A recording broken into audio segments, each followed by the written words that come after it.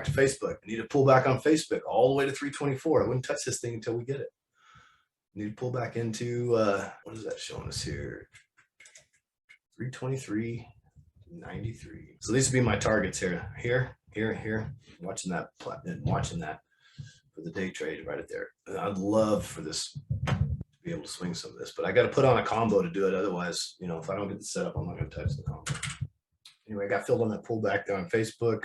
So Facebook, I got on my next week's expiration. And I didn't get filled on this week's expiration. So I got a nice fill on that next week's. That sucker pulled back and gave me a fill. And it didn't give me fill on this week. So sadly, all I have is a swing on. And the swing is up a couple of bucks now. It's looking freaking good. I'm going to have to take some profits on this thing up here. We're almost there. 331. We're coming up on the top of the hour. Nice move. 333. I'm going to take some profits on this. I got a couple of bucks out of these, out of the swing trade. I'm going to pay myself on this just since I didn't get the good combo on. That's my target there. I'm taking some profits.